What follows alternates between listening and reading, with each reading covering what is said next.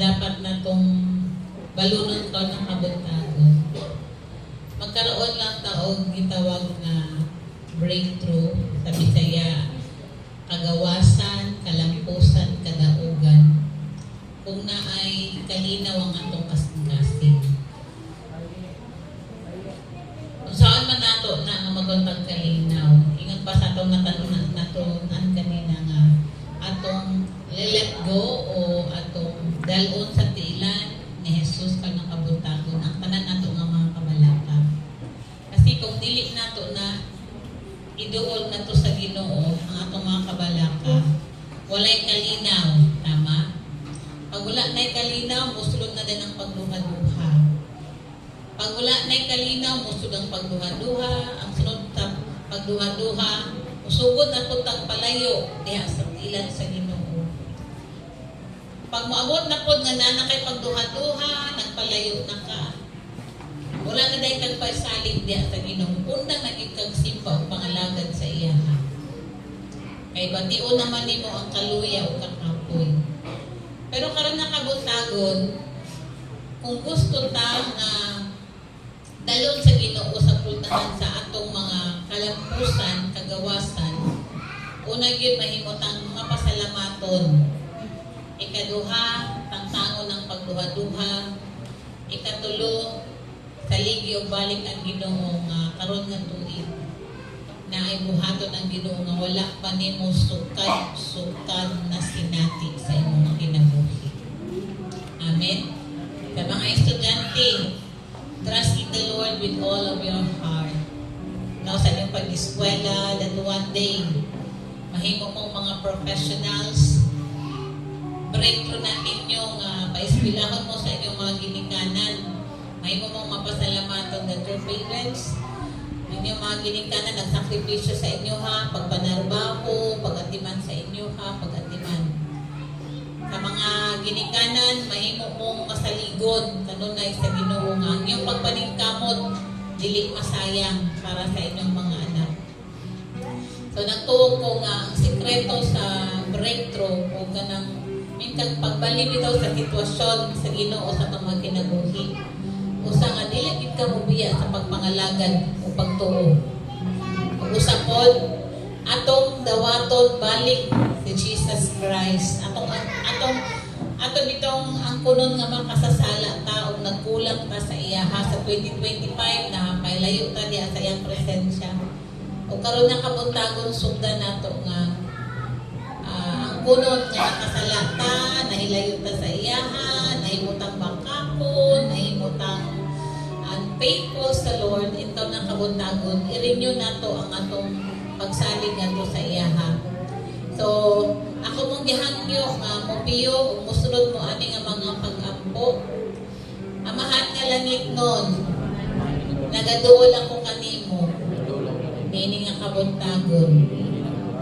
O akong giangkon nga ako makasasala. Salamat sa imong dako nga gugma nga pinaagi sa imong anak nga si Ginoong Hesukristo nga lalansang sa cross sa Kalbaryo. Salamat nga imo kong ipasaylo, Ginoo. Pinaagi sa iyang balaan o hamili nga dugo, gilimpyuhan ko, nahimo kong angayan. Busa karon ang kabuntagon, Ginoong Hesukristo, ako ikaw ipasulod sa akong kasing-kasing. Dawaton ko ikaw, nga akong Ginoo o manluluwas. O karon nga tuig, akong isalig kanimo ang akong kinabuhi, ang akong pamilya, ang akong negosyo, ang akong pag-eskwela. Ikaw na ang manguna sa akong kinabuhi. Sugod karon nga adlaw. Amen. Ako na lang mag-ampo. Nagtinguha mi Ginoo nga makabaton gyud og breakthrough. Kanang ingon nga sudden twist sa mong mga kinabuhi, pagbalik sa sitwasyon sa mong mga kinabuhi. Tabagi mi Ginoo nga karon nga tuig maangko namo tinuod gyud nga kalinaw sulod sa pamilya, sulod sa magtiayon, sa mga anak, sa mga ginikanan. Salamat nga bisitahan nimo ang matag pamilya nga naa karon Ginoo ug ipaangkon gyud ang kalinaw kay kung moabot ang kalinaw, if there is a break of peace sa tanan nga mga pamilya, Ginoo naa gyud ang breakthrough. Kalinaw nga mosalig mi sa imong mga pulong nga dili mi nimo pasanggan, kalinaw nga mosalig mi nga naay Ginoo nga gamhanan nga dili mi biyaan karon nga tuig. Bisan unsa ang pagsulay nga moabot sa among kinabuhi, makabarog mi, makapadayon mi kay naay Ginoo nga maglikon, magtapang, magsupply, maghatag sa among mga panginahanglanon sa matag adlaw. Naay Ginoo nga mohatag kanamo mayong panglawas. Naay Ginoo nga mohatag sa among pabor. Naay Ginoo nga mohatag sa among proteksyon. Naay Ginoo nga naay mohatag sa among kalinaw, kaayuhan. And with that, Lord, naay kalinaw among kasing-kasing tuod kay naay Dios nga gamhanan, makagagaho, milagroso, o Diyos na nag-ingon nga kanako walay imposible.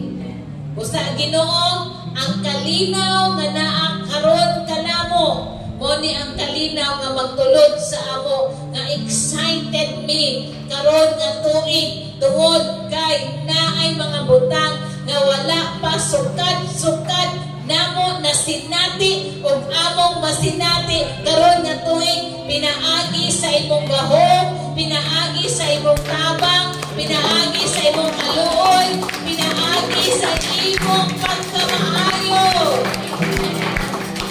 Ginoo ang kalinaw amo nang giangkon karon nga kabuntagon, kalinaw nga mula ko mi pag-usab, kalinaw nga mosalig mi pag-usab, kalinaw nga malipay mi pag-usab. Kay naaday Ginoo nga wala nagpasagad, naaday Ginoo nga kanunay nagtanaw kanamo, naaday Ginoo nga nahigugma kanamo luyo sa among mga kapangkiyasan.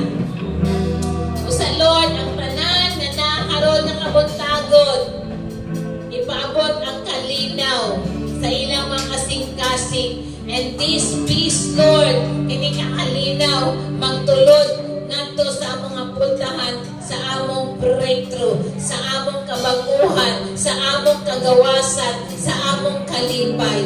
Hallelujah, hallelujah, hallelujah.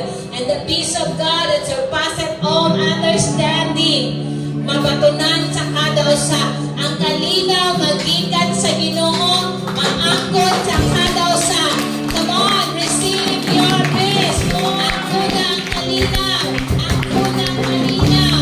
Hallelujah, hallelujah.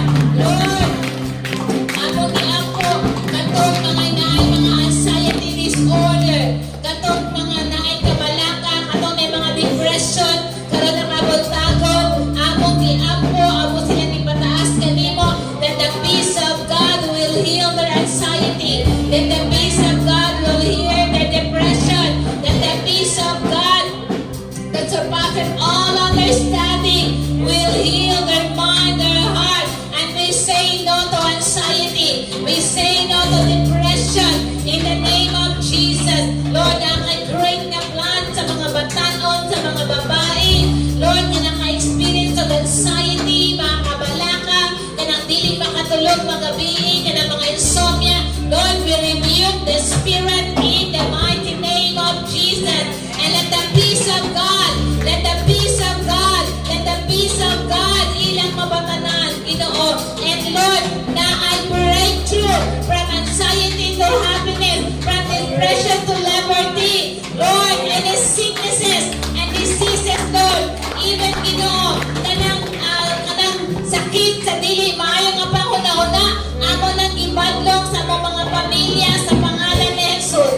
Wala sila'y gahom na musulod na kinabuhi sa among mga loved ones. Because today, you promise na saan ka nga ang kada usa sa amo makaangkon og kalinaw. kalinaw nga dili namo maangkon gikan sa kalibutanon nga mga utang. Ang kalinaw Ginoo nga nailhan ka namo, nga nadawat ka namo, nga Ginoo ug manluluwas sa mga bag-o nga karon pa lang. Ang kalinaw maangkon niyo tungod kay inyong gidawat si Ginoong Hesukristo nga inyong Ginoo ug manluluwas. And Lord, today, mugawas mi ani nga room, bitbit na namo ang inner peace.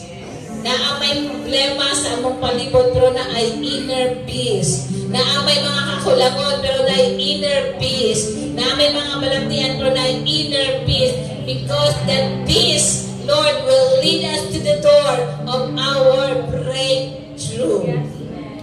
Father, thank you na ilong i-embrace ang kada usa.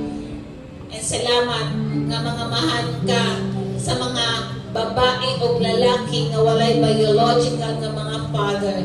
Let that peace of a fatherly love embrace them today. Thank you, Lord. We just want to honor you and glorify you. Bless our speaker, Millicent. Let the peace of God be upon her also. Let the peace of God be upon June in Serbia.